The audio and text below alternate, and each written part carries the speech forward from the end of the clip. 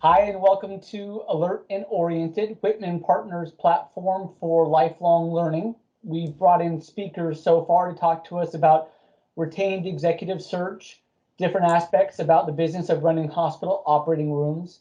And today we welcome Amy Weeden, the founder and CEO of Propeller Consulting, to talk to us about several things. But building a great company culture and a successful consulting practice is particularly interesting to us. Propeller is the largest management consulting firm headquartered in Portland.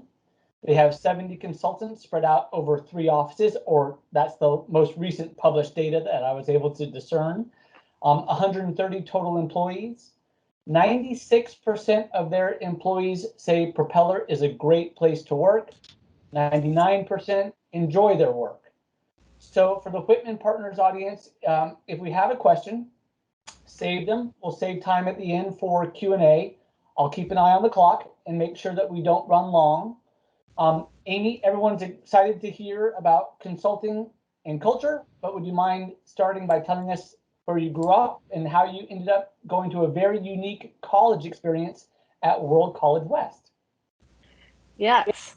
Well, thank you so much for having me. It's exciting to chat with you all, and thanks for the opportunity. A little bit about myself. I'm originally from upstate New York. And, for me, the college experience was one of pretty new to my family. I was the first person in my family actually to attend college. And at that time, as a high schooler, I was very much, I wouldn't say very focused as a young adult. And so California sounded like a great place to be.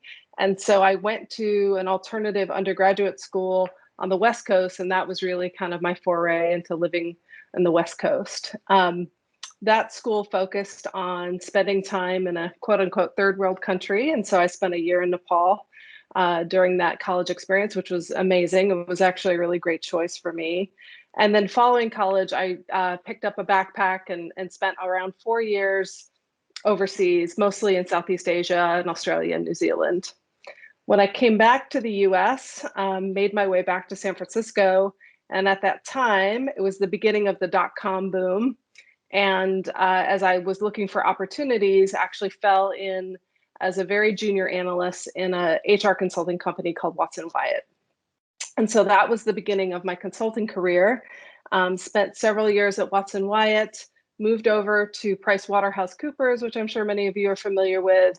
And then during that time, I decided to kind of probably add a little bit more structure to my educational background and went and got an MBA from Berkeley.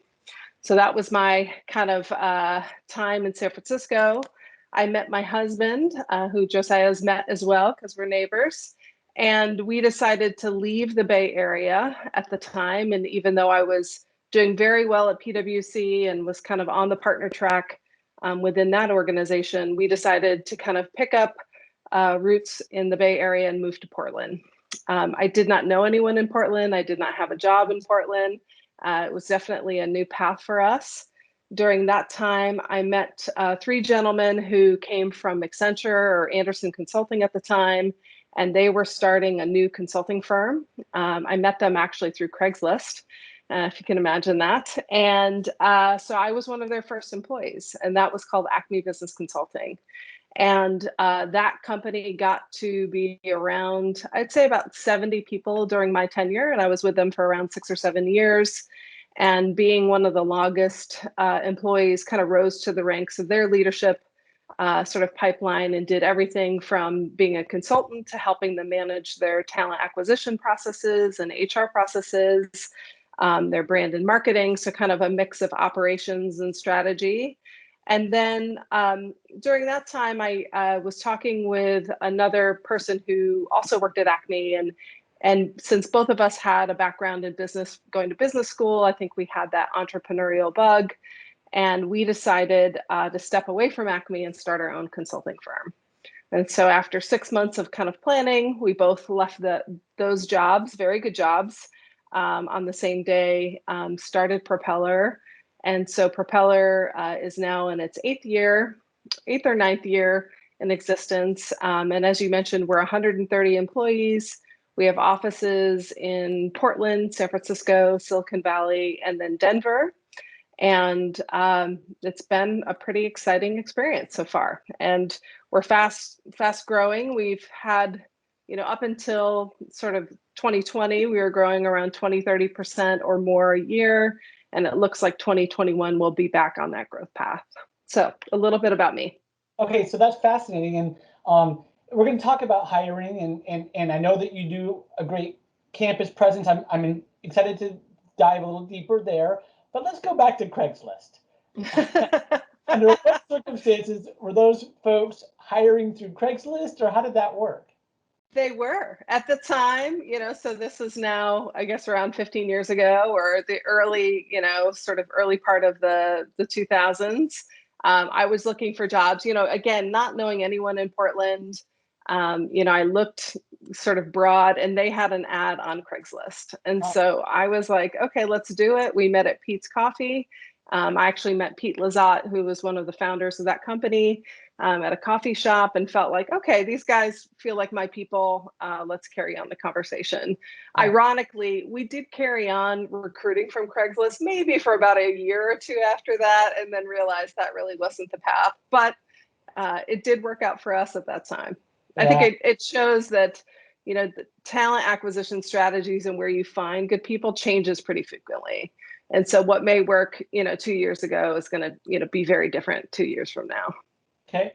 And then also what I heard was a lot of travel to from New York out to California, from California on your abroad trip to Nepal, and then you're in the consulting world, which by its very nature is travel, right? And so was that sort of like Amy Weeden is a traveler, or that travel suited your consulting practice? Can you kind of talk to me a little bit about that?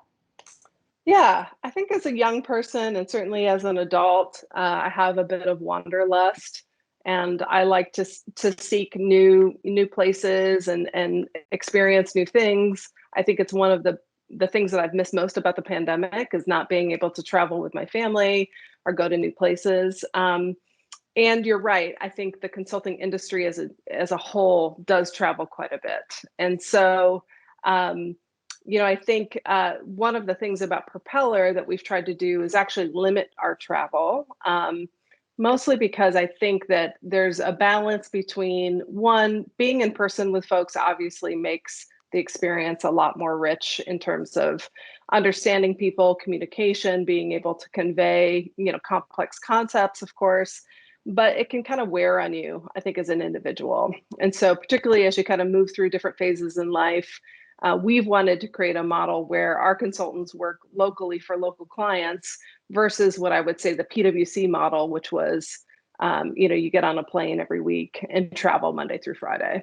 Okay, that's interesting. So you aren't doing much work in Texas or in Florida, even New York City, Chicago, these hotbeds where you might presumably be able to expand. You just don't want to build offices, and therefore you're a West Coast company over to Denver a little bit.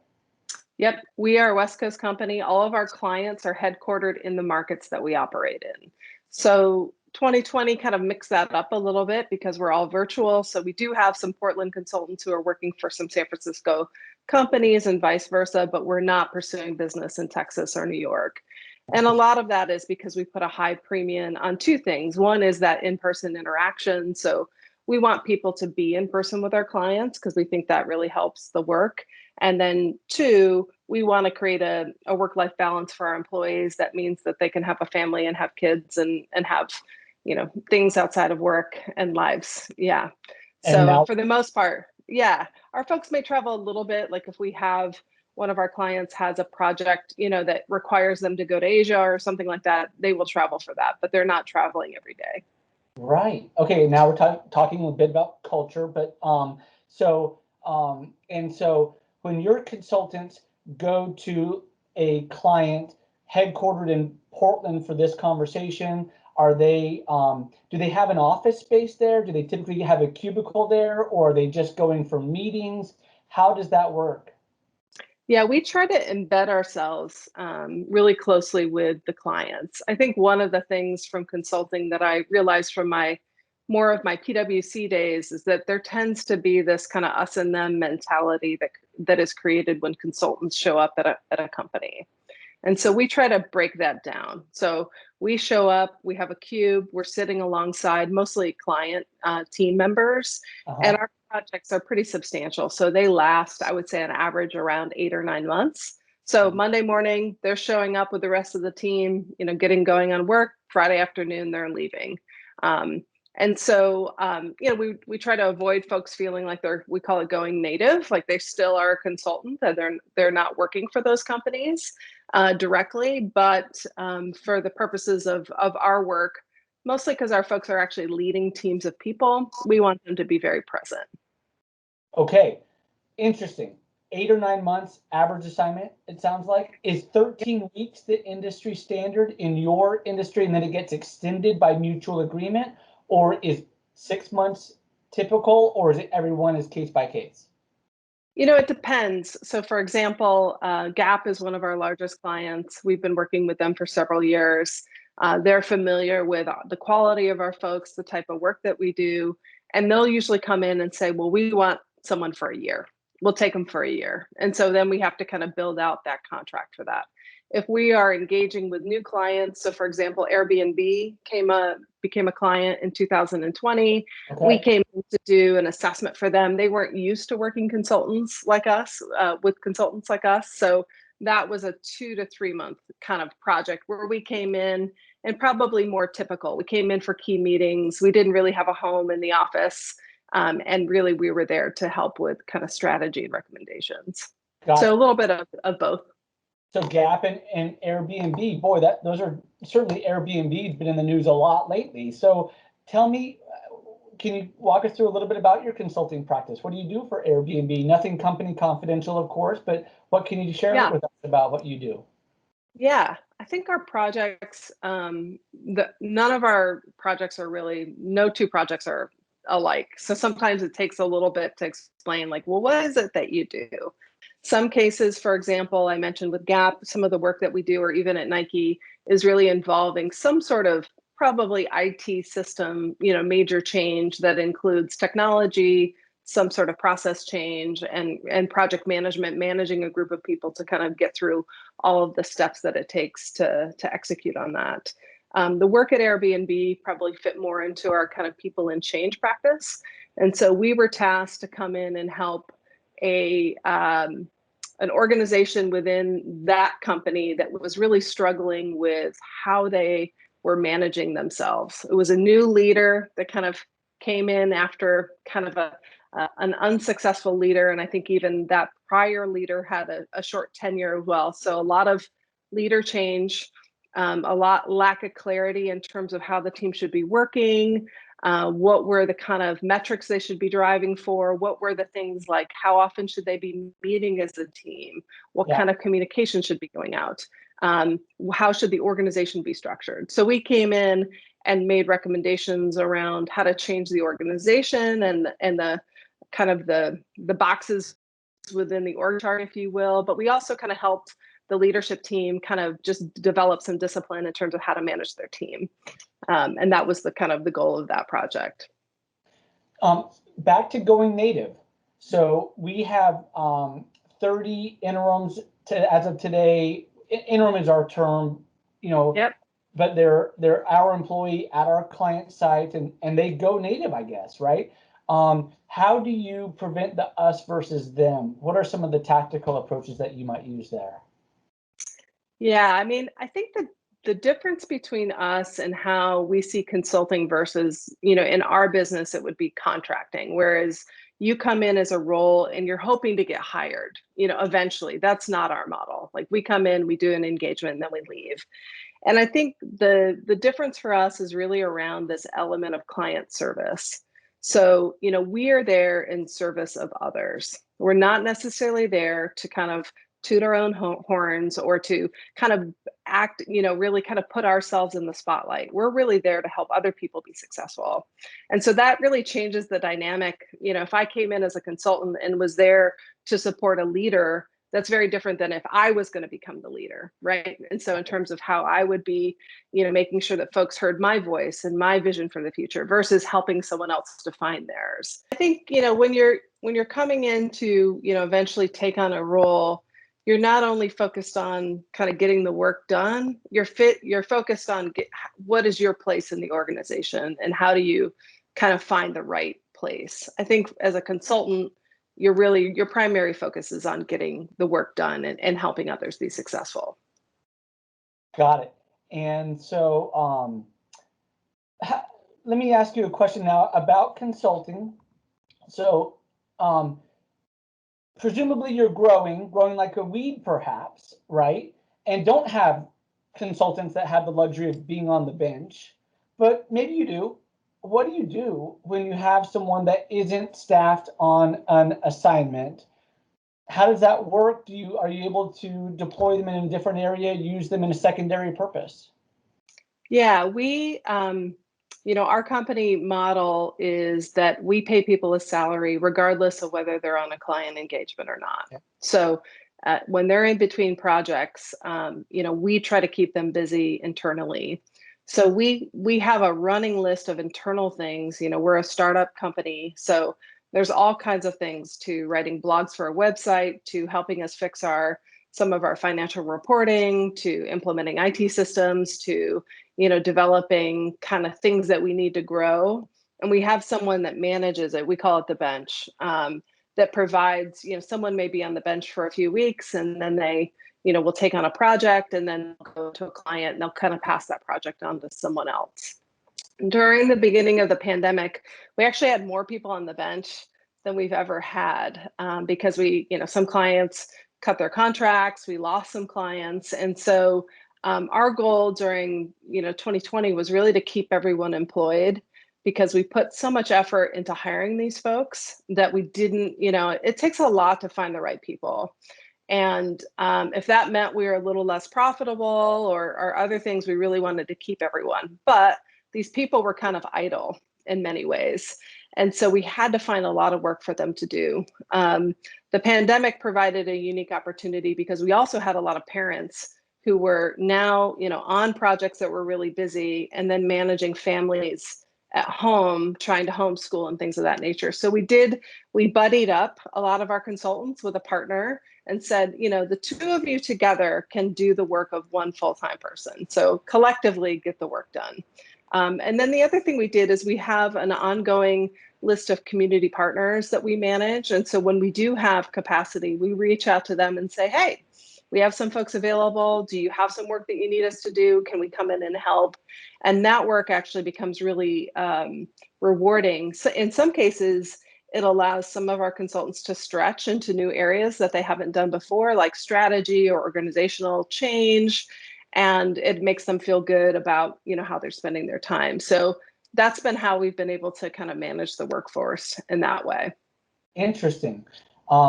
So back to hiring, you're putting so much into hiring, you don't want to lose them. We certainly feel that same angst, if that's the right word. I perceive that you hire a lot from the recent college grad, maybe recent business school. Is that the case? If so, can you kind of walk us through that? Yeah, I would say our typical hire is probably maybe 6 or 7 years into their career. And so we don't actually hire college grads. Okay. And we don't hire, I would say, usually folks in their early 30s is kind of I would say our typical hire if they've, finished up graduate school, maybe had a job or two. Not that that's everyone we hire. I'd say that's an average. And then we have folks who, have been in their careers for 30 years. So we have a pretty big range. But for the most part, our work requires a level of leadership that it's very unusual for us to find someone that doesn't have at least 5 or 6 years of real work experience. Yeah, so that's kind of, yeah, it's really hard. Yeah. Yeah, you can't use Craigslist for that, right? So no, you can't use Craigslist. Can't use Craigslist. So yeah. do you have a talent acquisition juggernaut in-house? Are you using search firms? How are you finding this sort of 6 to 7 years. That's a hard sort of person to find and recruit. They typically, found some success. PGE is employing them. Nike is keeping them well occupied. How are you getting your people like that? Yeah, it's really tough. I think, so we do have a team of around, I think we have 3 people now that are focused on talent acquisition. And that's everything. We have someone who's scouting people. We have folks who kind of manage the process. And so our process is a little laborious. So we put people through 3 different rounds of interviews, and then we do a business case interview, which includes a couple members of the leadership team and takes around 3 hours. So it gives them a typical business case and say, hey, how would you solve this? We pretend that we're the clients. And so, and I would say our success rate at that level is probably around 40%. So even once we even get to that level, not everyone is making it through that process. That process has led us to have a pretty high quality of our work. So we have a great reputation in the market. We have, I wouldn't say that we don't have any failures of projects. Of course we do. I think any consulting firm does. But I think our quality is pretty high because we put so much effort in the recruiting process. And the way, it is hard to find people. We try to break up what I would call a very mechanical way of looking at folks. So for example, we certainly value folks that have engineering skills, technology skills, sort of people and change skills, but not everyone that works at Propeller has an engineering degree. We have folks who have degrees in Italian, or folks who spend time in the Peace Corps, or folks who've done different things. So we try to be really creative in terms of the type of people that we hire, as long as they can demonstrate the mastery of the skills. And so we don't try to make a formula like, oh, you need to have X number of years in these types of companies. The other thing that we try to do is really put a lot of emphasis on our brand. And just, you mentioned about being a great place to work. We apply for awards in that space. So we're recognized as a great place to work by Fortune magazine. We, have a lot of effort in that way. And we think that that really attracts a lot of people in many ways that come to us and who want to apply for jobs with us. But I wouldn't say that it's not challenging. And as we go from being 130 people to a 300-person company, we're going to really have to kind of unlock a way to kind of get more people in the company more quickly. Well, that seems like it's sort of your bailiwick. At Watson Wyatt, which is an HR consultancy. That was your first gig, if I heard you correct. And then, yep, that's right. At Acme, listen to this team. Amy was director of people and strategy, accountable for staffing, hiring, human capital, training, recruiting, strategic planning, marketing, and public relations.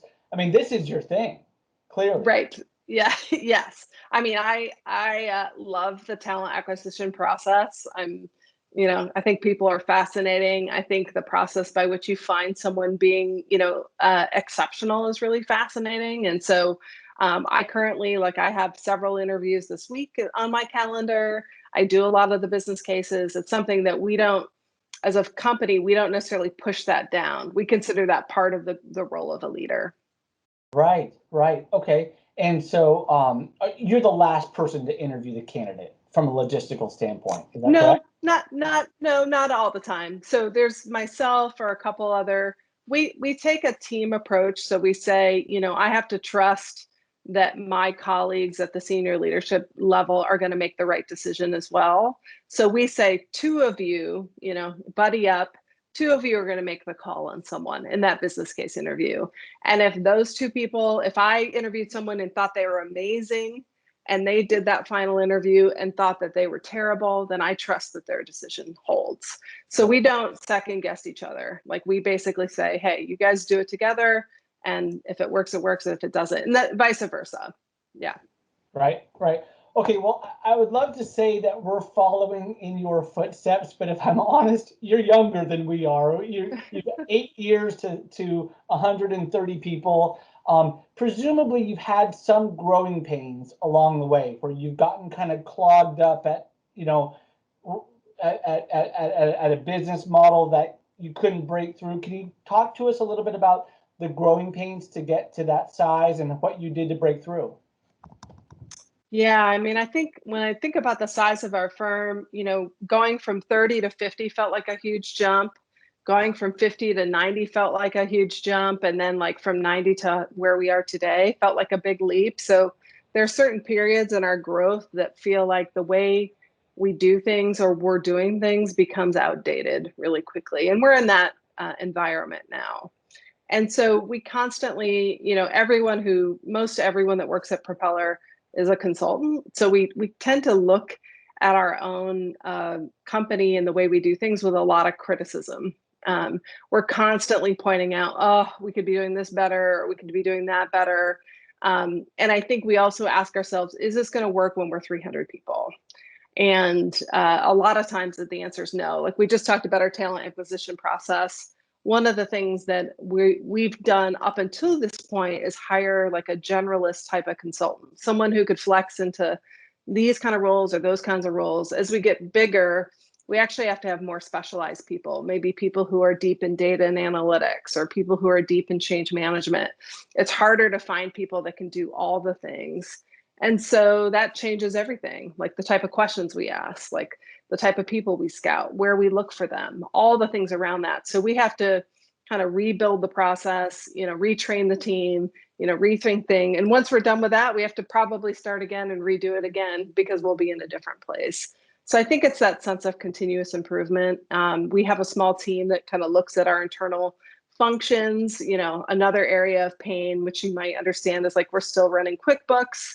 Like our finance processes are, not scaling to the level that we need. The metrics that we want as a company are not there. And so all those things require us to kind of grow that capability. And as consultants, we're business people. So we want to make sure that, our own house is in order and take a lot of pride in that. If we're going to advise someone at Airbnb about how they should run their business. Okay, so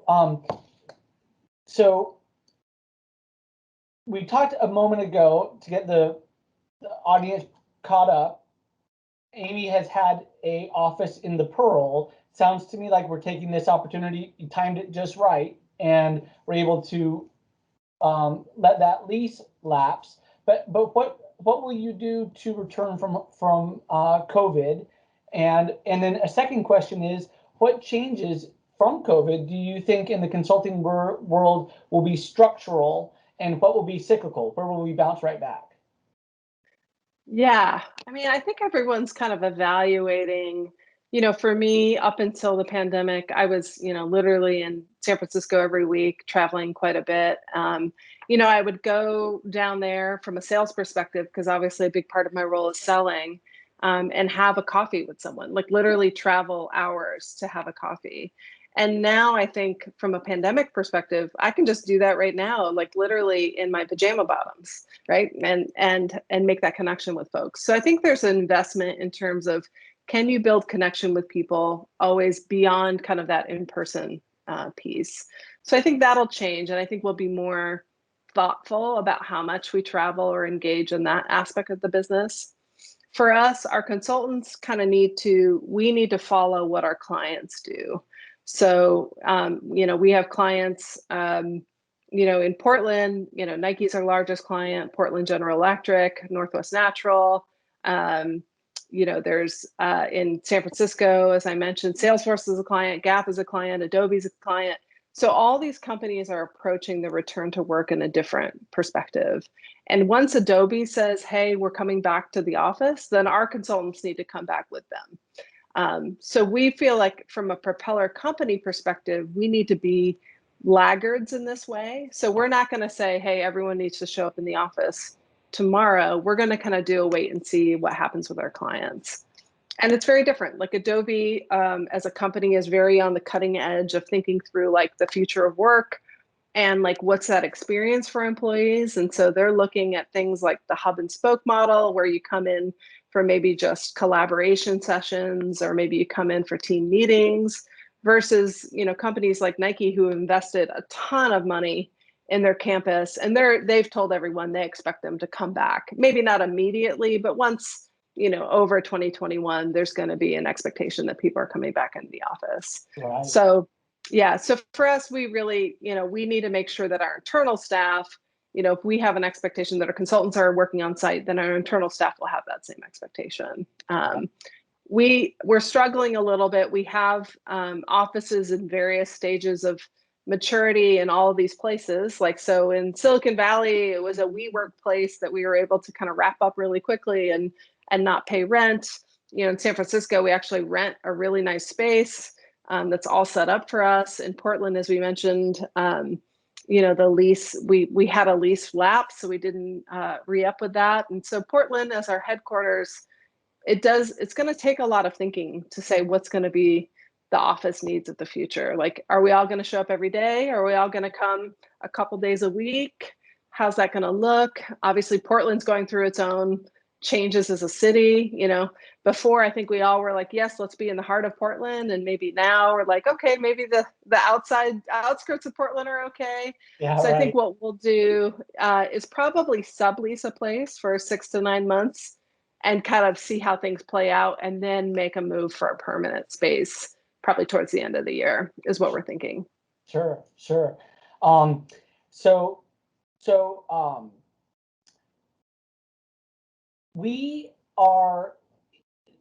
Our consulting Venn diagram overlaps quite a bit with interim. In other words, the people are the same, whether you put them on a temp assignment or they are there to fill out a statement of work. Is that something that a management consulting firm like yours also dabbles in? You put a project manager in and he or she says, I need 3 or 4 people underneath me to grow that team, and then eventually they're replaced by a permanent employee. Does that exist in your world? Yeah, I mean, ultimately, if the work is kind of ongoing, it's not a start and stop. The right thing for the company is that they have someone permanent. Consulting rates are higher. You know what I mean? There's the sense of kind of building that competency internally. So there are situations where either, clients come to us and say, hey, we'd love to try to hire Joe, in this role. And we say, well, good luck with that. See if Joe wants to join. And we don't get money out of that. We don't encourage that, but we don't stop it if it happens. So Really? that's one. Yeah, we don't. Yeah, it's considered like a client, but it doesn't happen that much, honestly, because the type of people that we hire, they like the variety of the work. And once they've spent 9 months probably doing something challenging, they're usually not that excited to stay on with that team. Wow. They want to move on and do something else. The other thing we do is if someone is on maternity leave or taking a leave of absence and they need sort of a high-powered kind of director level leader, we've played that role a ton, where it's like, hey, I'm still trying to figure out the permanent person is going to be off for 6 months. We need someone to step in for this role. We've done that. Or we know we need this type of person that's going to take us 9 months to find the right person. Can you have one of your people stand in and keep the work going until we make a permanent selection? So we do that as well. Yeah. So I wouldn't say I would say it's maybe 10% of our work. Okay. Yeah. So everyone's interested in the culture piece, and we actually reviewed your website as a group, and we saw your 8 principles yesterday, from do good work, right, to one that I thought was particularly interesting: be humble yet smart enough to have an ego. Can you walk us through how you came to those? Was this on a trip to Napa where you thought of it, or did these get bubbled up from the bottom, and how do you live them on a day-to-day basis? Yeah, it's a great question. I actually think we call it our cultural manifesto. Is probably one of the most important artifacts that we've created as a company. And we created it when we were 20 people or 15 people. And we had a quirky facilitator guy who was at our first offsite, super creative person, who was like, let's talk about what you guys want. Like, what does this company, mean? And, we had the typical, like, we don't want any assholes working here. Like, we want people to, we want people who want to do good work. And so it was really an awesome exercise, at least just to brainstorm with the people that were there. What would make a good company. And then we engaged, a branding firm to help us kind of get the language right and the words right and put it in a sort of more visually compelling kind of format. And that, some of those people that were part of that initial offsite meeting are no longer with the company, right? Like they've moved on, and sometimes they're clients. Like we're all still friends, but they've moved on to other things. And but the culture has kind of endured. And so one of the things that we've done 2 refreshes of the manifesto. And I would say they were tweaks as opposed to massive overhaul. We've moved some words, we kind of changed some things around, but a lot of it is the same. And the one tenet that you mentioned, be humble but smart enough to have an ego, is one that we've had some folks try to kill over the years, and we've kept it. Because it's important to us. I think being a consultant or being any kind of leader, you need to have some level of presence, and you need to be confident. And Propeller is actually, I think at this point, 65% women, 35% men. One of my big goals is really to kind of encourage our up and coming women leaders to build self-confidence and to kind of, to try to find their own voice, and making sure that their, points of view are clearly articulated and they're sort of presenting them, and our men as well, but it's probably on the females more of a personal passion project. Sure. And so we want people to be confident, but we've all been around people where that confidence, spills over into a level that's just unlikable.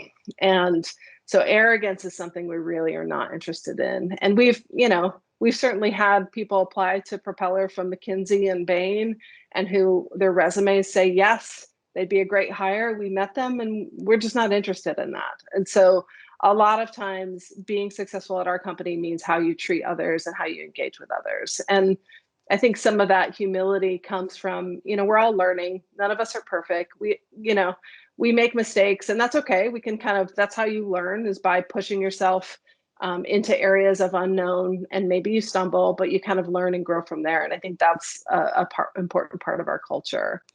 In terms of as consultants, we broke down our cultural manifesto last year and said, how do we make this real? And actually try to do a process flow of here's what we're saying. Here's the proof points that we can point to say that this is real. Because it's not useful to say, oh, this is what, do good work. What does that mean? It's oh, well, we have all these client testimonials that point to all these people doing good work. And that's something we reward and celebrate. So just saying the thing doesn't really make the thing reality, but it does attract the right kind of people to the company, I think, from an application perspective. So it was a worthwhile effort for us. Sure. And you branded it. It's called Propel Her, if I understood it right. And go ahead. Propel Her is actually its own separate group within Propeller. Okay. That is a group of women consultants who wanted to focus on kind of supporting women in our community. So they branded Propel Her, but our cultural stuff is our manifesto. I see. Okay. Yep. So here's one that's sort of topical today. Today we inaugurated a new transition. Typically, the conventional wisdom is, as a corporation, we don't take a side. We are apolitical. But where does Propeller take a side? When, if ever, do you decide that it's important to say, maybe it's Black Lives Matter or some kind of inclusive type of language, and to take that side? How do you make those decisions? Yeah, that's a really good question. And it's one I think I've not struggled with. I think we spent time on in 2020. I think one of the things that we value is for everyone to show up at the company and be their authentic selves. So I have anyone who's worked with me knows that I'm very much left-leaning liberal. It's clear who I voted for. It's clear my politics. And I don't hide that. I'm super excited about today. I'm, certainly not trying to I don't talk about it in a work setting, but that's who I am. And if someone asks, I'm going to tell them about that. For us, particularly during post George Floyd's, murder and what happened at that point, we actually invited that conversation into the company and really said, well, we can separate kind of whether you're a Republican or a Democrat, but here's some things that we think that doesn't really matter your political party, but that it's something that we value, which is, inclusion, diversity. I think a lot of the issues that were being supported within the Black Lives Matter movement in terms of just everyone having equal opportunity in this country, regardless of their background or skin color or maybe gender or sexual orientation, whatever that may be. That is true to Propeller, regardless of whether you vote Republican or Democrat or anything there. And if you don't agree with that, then we certainly say there's the door. It's part of who we are. There was a point, though. I think we have a very active Slack community in the company. We have folks who are former military folks, and I do want to be respectful that believing in sort of treating everyone equitably and fairly doesn't necessarily mean that people can't vote for President Trump or that they wouldn't have chosen a different party. So I did ask people that they kept their political sort of discussions to maybe some Slack channels that were an invite only and not like an all firm perspective. And that wasn't about shutting down conversation, but just being respectful of where everyone's at. Like there's a lot of complexity that leads to how people vote.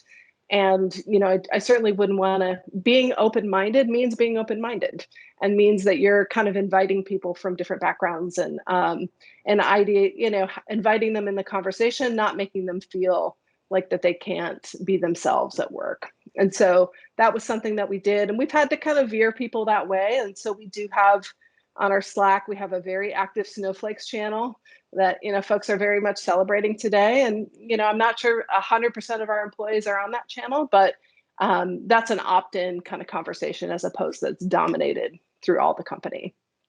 Okay. And then you see that this is our continuing education, lifelong learning platform. I read that you are very much part of that for your team too. How do you promote that at Propeller, lifelong learning? Yeah, we, for one, we actually put some money towards it. So everyone has around, I think it's close to $5,000 a year to spend on their continuing education. And so that can be whatever's sort of closest and nearest and dearest to them. We have some folks who are in graduate programs. Maybe they're using that money towards the tuition. We have folks who get very tactical kind of certifications, like a project management professional certification that helps them, helps Propeller. We have folks who will take a course, at a sort of a, like the Harvard's or the Stanford's course or the ideas courses, they'll do that. So it's really up to them on how they want to use the money, as long as it's kind of professionally oriented. And then we also have, as I mentioned, we have a number of projects that are run by consultants. And so one of them we have is called Propel You. We do a lot of very clever, cheeky branding. And that group, comes up with a lot of continuing education internally, because we have a lot of folks who have skills that we want to cross-train. So they could be even things like we have someone who's amazing at Excel, right? Could do all the fancy Excel things. And so she may run like a lunch, a workshop over lunch, teaching us advanced skills on Excel. We have other folks who, maybe have a different, experience around strategy. So we do a lot of kind of cross-sharing and learning in that way, so that we're kind of helping our skills develop as a firm. And then we have a lot of informal, like if someone's like, hey, I'm working on something in Tableau, who can help me with this? There's like 5 people that rush, like, oh, I can help you with that. And so there's just that sense of helping each other grow and learn. But yeah, we put a lot of emphasis on development. There's 2 reasons. There's a human element, which is like, it makes it feel good if you feel like you're not staying in the same place and you're moving. But then it's a business, reason. Like if one of our consultants takes a certain number of courses and develops their skills, their value to the marketplace is higher. So their bill rate is higher. So it makes sense for us to do that as well. Sure, right. I hope Sarah Masters and Eric Standard were listening to that about doing trainings on graphic design programs and Microsoft Excel. Let's ask one more question and then turn it over to the group. I know that at least Jim Carver's had one chambered for about 45 minutes. Amy, you've got clients at Nike, Adobe, Salesforce, Gap. I heard you say that you're thinking about 300 people, but boy, you are going to be tapped from private equity to get access to that client base, I'm certain, right? What's the long-term plan for Propeller? Yeah. Well, one of the things we hadn't talked about is that so my original business partner and I, his name is Jeff. Jeff actually exited the business, the sort of the operating part of the business this year at the end of the year. Okay. And one of our goals, and he's technically part of our board. So the board right now is me and Jeff, which was running the company beforehand. So not much different from that perspective. But part of our vision overall was, we want this company to continue on and we don't want to sell it. And so we put in a few years ago an Esop structure, which is a little bit of a complicated structure. But the way it works is that Jeff and I own, let's say, 50% of the business. And over time, we sell portions of that business that shares that go into a trust. And then over time, those shares get designated out to all the employees. And so everyone has a little piece of the company. It fits in with our culture. And so we started with a 12% ESOP structure, which Jeff and I sold 6% of the business to the trust. And then when Jeff made this transition, he sold another 20% of his ownership structure.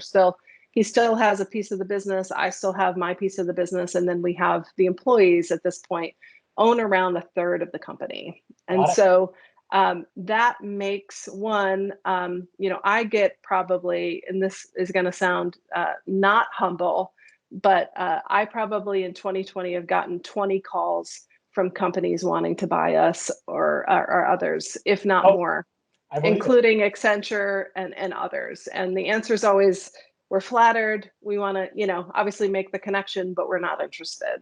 And we just feel really confident in our ability to kind of take on these next steps and to grow the business. That may not be the case forever and ever, but it's certainly our case for at least the near future. So, going forward, the goal is to kind of shift ownership from, myself and Jeff, to that sort of next line of leadership. And the business was never about he and I, as individuals. It was really about the concept. And so that's really our plan. Wow. So many great takeaways. And I got most of my very best questions asked, not all, but in the interest of I've got a couple of hands raised. Why don't we go first to Jim Carver, and then we'll go to Caitlin next. Jim, go ahead. Hi, Amy. Thanks for your time and your insights. Appreciate it. A couple questions. One is we've been historically a transactional company, kind of in and out, right, because of our niche. But we're trying to lean into being more consultative and consultant by nature. I assume that you guys' assignments are transactional, right? The first job is the first job or first assignment or project. How do you bridge from that first project to a lifetime customer and client coming to you rather than you searching out them? Yeah, that is a great question. And it takes time. I think, when we started as a smaller company, there was our consultant saying, God, I want to do the big strategy stuff. And I was like, there's no company that's never worked with us before that's going to give us their biggest and most challenging problems. We have to start somewhere and build. So it's really around that element of trust. And how do you build trust and make sure that the client experience is one in which they're getting a lot of value out of it, but that you're also just building that relationship long-term with folks.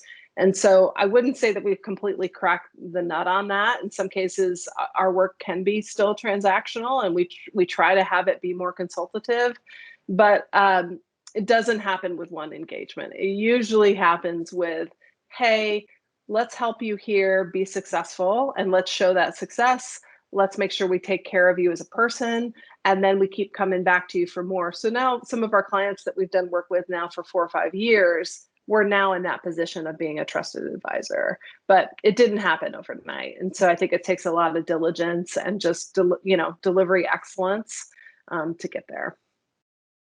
That's insightful. I have a second question. When you were talking about Airbnb, I'm going to assume it was around the time of their layoffs early last year or before that. And it reminded me of the movie Up in the Air. And I was wondering who at your company was George Clooney.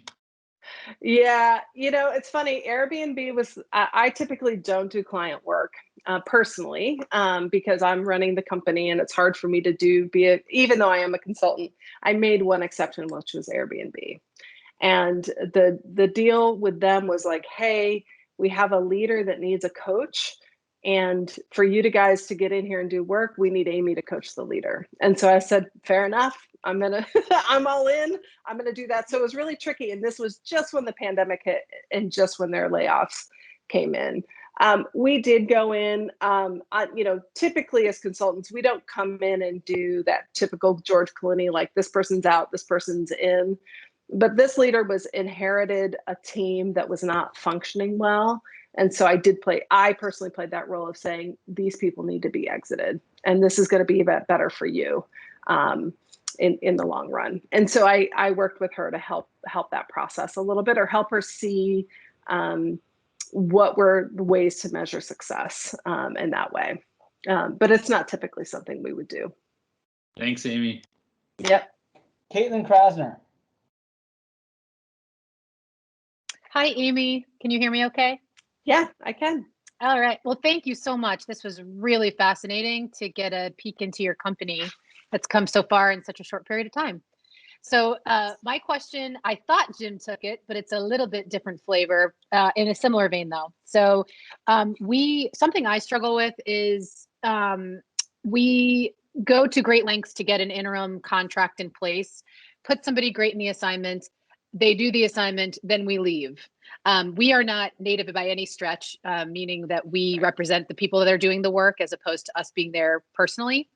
So I guess my question is, how closely do you keep in contact with former clients, and what importance do you assign to that? Do you find that they come back or give referral business? What strategies do you have to keep in touch at an arm's length and have them remember you when leadership often turns over? Yeah, I think one of the things, I think we attack this in two ways. One is through structure. We put in Salesforce, I would say, last 2 years ago, and prior to that, we had a different CRM. So from a data perspective, I personally put a lot of emphasis, and we have someone now who's helping manage this for us, is like, who have been our clients? Who has come to us with opportunities that maybe we weren't able to deliver on, and making sure that we're tracking them and that we're at least touching them in some way on a regular basis. Maybe it's once a year, maybe it's once every 6 months, but it could be, hey, I saw this article, I thought of you, or hey, what's going on? Let's get a coffee. And we're not salespeople by nature. So we take a very personal approach to that and just say, hey, let's stay in touch. We've had many clients who then moved companies and then they've hired us from there. So that long game works for us. I think the other aspect that we do is we break down we call it our accounts. And so when we work in a client per se, and there's multiple opportunities there, we spend a little time understanding like what's their business strategy, where are they going, who are the players, once we've had a good success, can we have that person introduce us to someone else? So we take that kind of account management approach and making sure that we put pressure on our leaders that they have a strategy and that they're executing against that strategy on an annual basis to build those relationships. And again, it's a long game. You may build a relationship with someone that may not have a deal until 2 years from now, but that's the game. That's how you have to sell. Yeah. Sorry, just real quick. Do most of your clients come in from referral of old business, or is it a lot of direct outgoing sales? I would say it's a mix of both. We have a lot of referral. I'd say 70% of our work on an annual basis comes from existing clients, and 30% is net new. And we're always trying to expand that net new piece. And as I mentioned, we don't have the flashy sales guy. Like, it's just not our thing. It's really about building relationships. And as we expand into other markets, that's sort of a muscle we need to build a little bit more. Thank you. Okay, I think we've got time for maybe one more question. I have one, but Mike Heavener, did you have one maybe about something with the subscription? Or no, not particularly. You go ahead. Sure. Okay. So Amy, as you are talking about lifelong customers or forever customers, forever clients, have you explored any kind of like subscription-based pricing where they continue to pay even if you don't have anyone on assignment, but they continue to get some kind of standardized service package? We have not. we think about ways in which we can add value to those folks. So we have done, in some cases, offered free services. So what we'll do in Salesforce is say, okay, who's our top 10 clients that we've had over the last 3 years that have given us the most work? And maybe what we'll do is say, hey, you're struggling with this problem. Maybe a couple of us can come in and do a workshop with your team, or maybe we can kind of help you with this area, or do something that's very time boxed as an additional add-on service that we won't charge them for. So I think we have that mentality around like trying to reward our best customers, but it's probably a little bit more hands-on, I would say, in that way. And I would say that maybe we execute on that. Some cases clients are like, no, I'm good. I don't want you to do that. Like, just keep giving me good people. We don't need to have that session. Sometimes just offering that, I think, is also, you almost get the value out of offering that in some ways. So yeah, we think through like, what are those special things we can do? And then really just offer them to that top 10% of what we would consider promoters.